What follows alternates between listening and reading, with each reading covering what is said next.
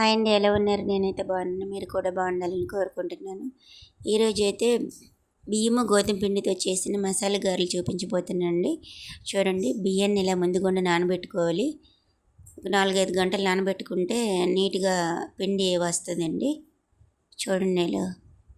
Next ఏమో ఉల్లిపాయలు, కొత్తిమీర, కరివేపాకు, పచ్చిమిర్చి, అల్లం తురుముకొని ముందే ఉంచేసుకున్నాను. ఇదిగో చూడండి.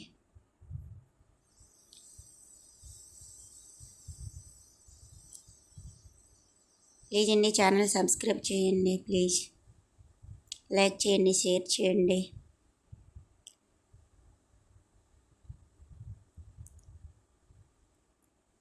కొన్ని ఇవన్నీ చూపించాను కదా.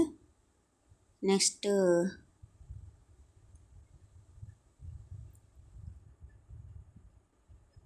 స్టవ్ వెలిగించుకోబోతున్నానండి. ఇదిగోండి, ఈలోగా నూనె వేడెక్కుతుంది కదండి. ఈలోగా మనము పిండి కలుపుకొని రెడీగా ఉంచాము. ఇదిగోండి, పక్కన పిండి చూపించబోతున్నాము. ఆయిల్ బాగా మరగనివ్వాలండి. మరిగినాక వేస్తే బాగా వస్తుంది మసాలా గారె అనమాట. ఇదిగోండి, జీలకర్ర ఇది. అదిగోండి రుబ్బు. నేను గోధుమ పిండి అయితే మీకు చూపించలేదు వీడియోలోన, కలిపేసాను. Long video అయిపోద్దండి. ఇవి ఆల్రెడీ చూపించినవేనండి. ఇవన్నీ అందులో మిక్సీ పట్టిన దానిలో వేసి గోధుమ పిండి కూడా కలిపేసి ఇవన్నీ వేసి కలిపితే మసాలా గారు కదండి. ఇవన్నీ వేస్తే బాగా వస్తుంది అన్నమాట. చూడండి, ఇంకా నీట్ ఇంకా చిన్న చిన్నవి కట్ చేయాలి. నేనైతే కొంచెం పెద్దవే కట్ చేస్తాను. చూడండి, ఇలా చేస్తే ఇవన్నీ నూనె, వంట సోడా ఇది. సాల్ట్ కూడా ముందుగుండా వేస్తాను. కొంచెం వంట సోడా ఉంటే వేసుకోవచ్చు, లేదంటే లేదు, పెద్ద ప్రాబ్లం ఏం లేదు. సాల్ట్ అయితే పిండి ఆడినప్పుడే వేస్తానండి నేను.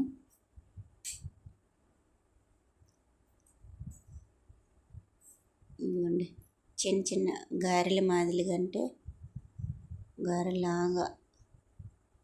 ఇది అంత దిన్గా రాదు, పిండి కొంచెం సాఫ్ట్గా ఉంది కదా, ఇలా వచ్చిందనమాట. దీంతో నేనైతే టమాటా కర్రీ కూడా చేశానండి. బాగుంటుంది, బాగా వచ్చేయండి నీట్గా. చూడండి, మీరు కూడా ట్రై చేయండి, చాలా బాగుంటుంది.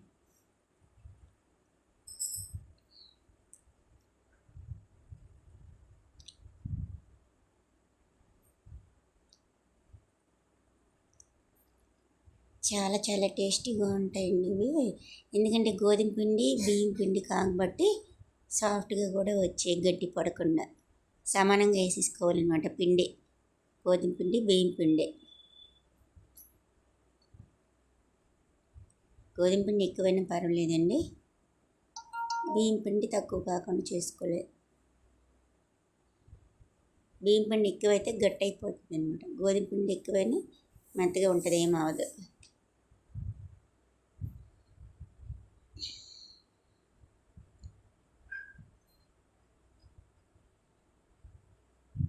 చూడండి, మనము శనగపప్పుతో మసాలా గారెలు చేస్తాం చూడండి. అదిగోండి, ఆ విధంగా వచ్చాయి ఈ మసాలా గారెలు కూడా.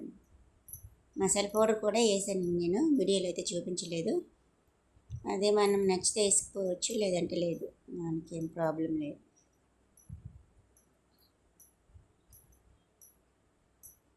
చూడండి,